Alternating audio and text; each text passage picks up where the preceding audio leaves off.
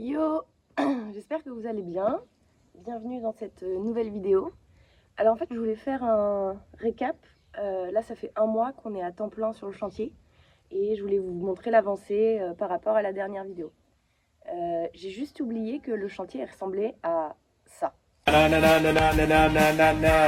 We're completely fucked, we're completely fucked. Donc je crois que avant de faire le récap, un petit ménage s'impose.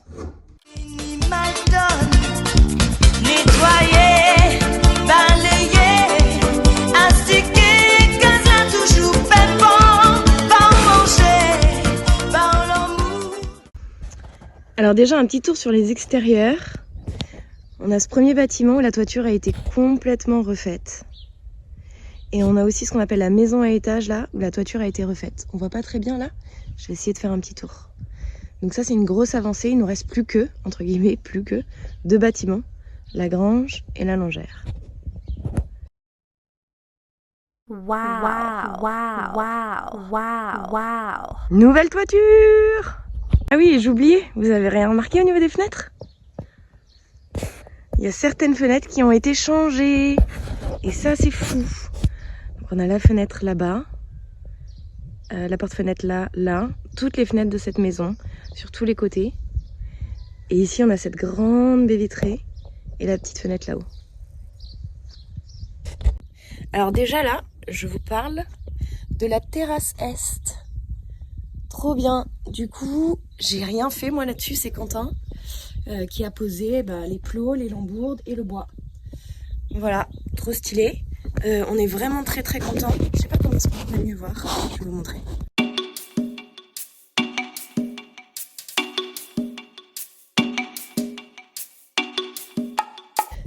Voilà, donc c'est encore un peu le chantier, mais super rendu. Et il nous restera à faire la rambarde, là. Mais aussi sur ce mur, on va mettre ce qui s'appelle des couvertines, enfin des grosses pierres, pour éviter qu'il y ait des infiltrations d'eau. Sur celui-là, c'est pas flagrant, mais sur l'autre terrasse, oui. Donc ça, une terrasse, check. Yes.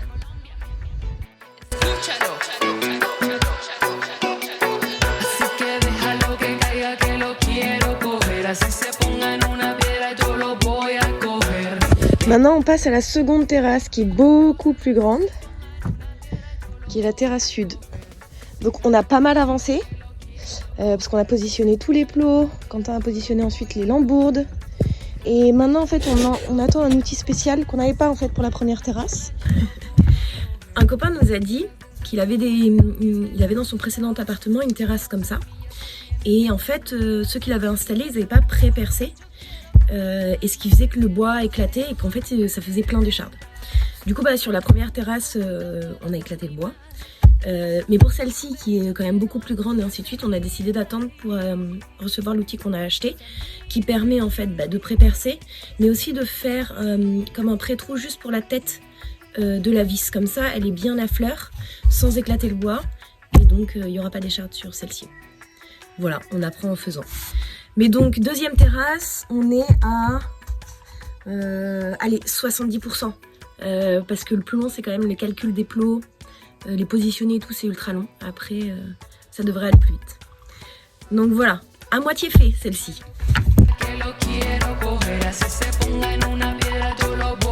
Donc sur le palier il fallait jointoyer. Alors je sais pas si il y avait déjà ça là dans la dernière vidéo, mais en gros ici c'était là que donnait la pièce secrète qu'on avait découvert. Au final on a décidé de détruire le plafond de la chambre du bas pour récupérer de la hauteur sous plafond. Donc ça on a fait faire par des maçons pour venir fermer parce que c'était vraiment structurel, ça tient en grande partie la charpente en fait et ça commençait un peu à s'écrouler. Donc ça on a fait faire. Par contre le jointoiement c'est nous, enfin c'est Ben, la sœur de Quentin, qui nous est d'une aide précieuse. Donc ça a été jointoyé. Ce mur là complètement aussi, avec l'aide aussi de Louise, une amie qui est venue nous voir. Derrière la planche d'agglo aussi, mais ça c'était notre premier essai. Et c'était pas ouf, on avait pris un truc de joint tout fait là comme ils en parlent dans certaines vidéos YouTube et en fait on n'aime pas du tout l'aspect quoi. Pourtant on avait pris le ton pierre mais c'est très gris, très grossier, les grains ils sont très gros. Et après, en fait, pour les autres murs, on a notre couvreur qui nous a donné la recette avec du sable de rivière, du sable de Liorac. Et on aime beaucoup plus. Donc voilà pour le jointoiement. Ces murs-là, ils sont pas jointoyés, c'est fait exprès.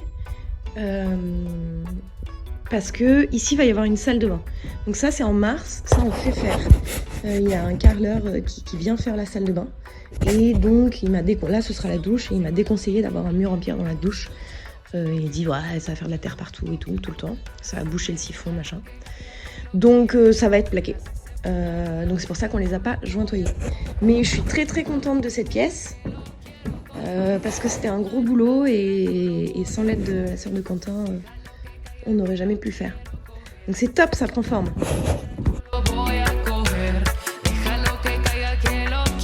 Bon et là je suis dans la petite pièce là-haut. C'était ma mission de mon premier mois. Et clairement c'est l'échec. J'avais déjà poncé le parquet, on avait déjà mis le sol, le revêtement OSB sur les nouvelles poutres. Et il fallait construire un meuble. Et je sais pas, ça m'a pas inspiré, j'ai galéré. Enfin, je vais vous montrer, mais en fait, il n'y a rien, quoi. Donc voilà, on est à peu près à... Bon, franchement, l'avancée, elle est pas folle, quoi. Je me sens un peu mal. Mais je crois que ça y est, j'ai capté le truc. C'était la première fois aussi qu'on faisait du placo, donc... il a fallu s'équiper, donc j'ai perdu, bon là c'est le rassurant, j'ai perdu un peu de temps à aller faire des courses, ainsi de suite. Mais maintenant j'arrive à découper les rails, ainsi de suite. J'ai quand même positionné mes rails supérieurs et inférieurs et quelques montants. Donc il faut que je continue la découpe et ensuite il y aura du placo. Par contre, grosse fierté. Grosse fierté pour un truc. C'est que c'était pas forcément dans notre to-do, mais c'est quelque chose qu'il faut que je fasse. Et grâce à cette pièce, j'ai été obligée de m'y mettre, c'est l'électricité. Et j'ai passé mes premiers câbles qui vont du tableau jusqu'ici, que j'ai branché grossièrement à une prise qui est là à une lumière. Et ça fonctionne. Donc c'est cool, ça ne disjoncte pas, c'est-à-dire que j'ai fait les bons branchements et ainsi de suite.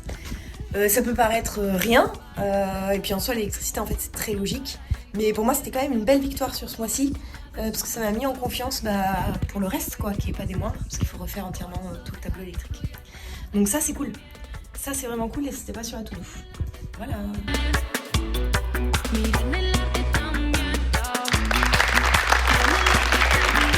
Donc ce qui reste à faire dans cette pièce, c'est finir mon ossature en métal, venir plaquer pour créer un petit meuble tablette.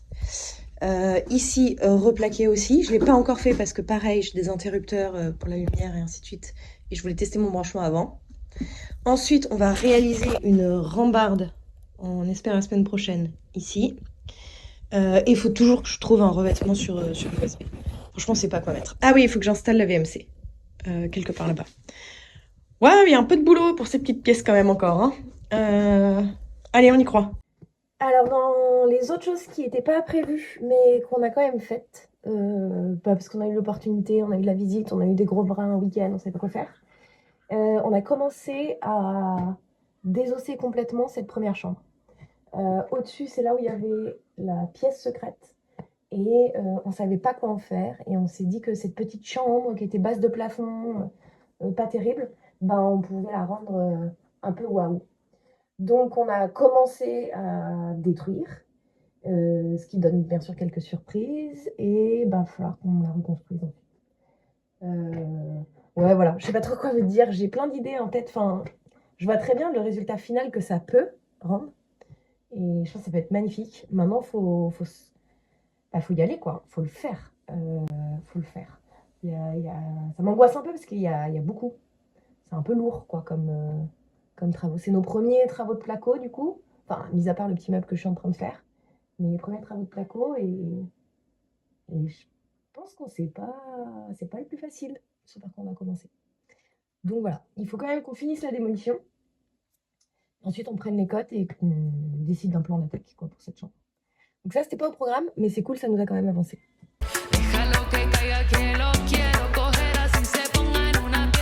Voilà à quoi elle ressemble aujourd'hui. Et je vous mets des images d'inspi de ce que j'ai en tête.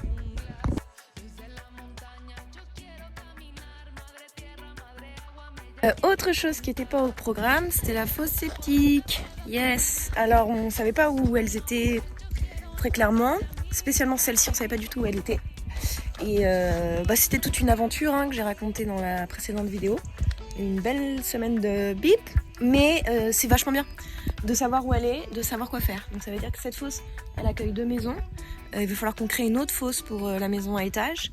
C'est un peu maintenant le moment, quoi, parce que vous voyez l'état du terrain, c'est le moment. Et puis celle-ci, maintenant qu'on l'a identifiée, il faut mettre des rehausses pour qu'on puisse continuer à y avoir accès sans avoir à creuser pendant 2 jours, quoi. Donc c'est pas au programme, mais c'est une bonne chose. Sur le moment, on ne trouvait pas que c'était une bonne chose, mais avec du recul, très bonne chose.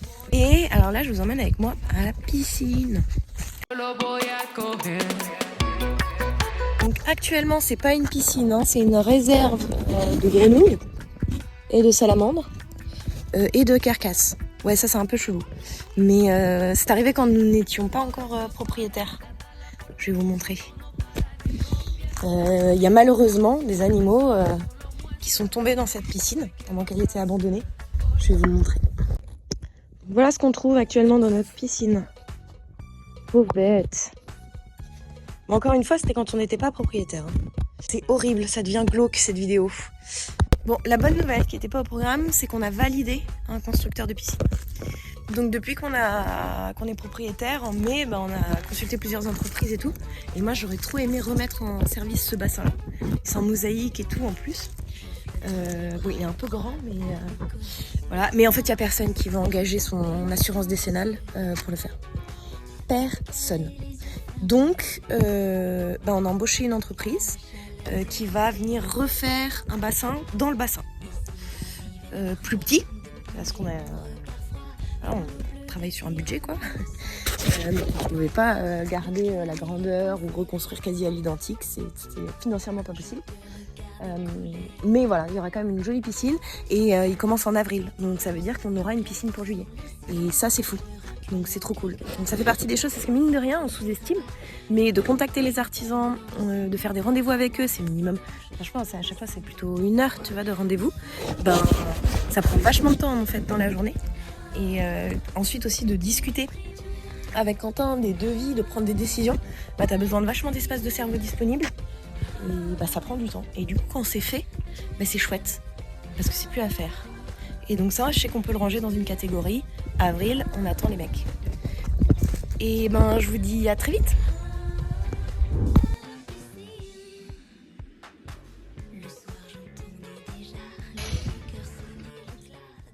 Vous voulez suivre la rénovation, n'hésitez pas à nous retrouver sur Instagram et TikTok.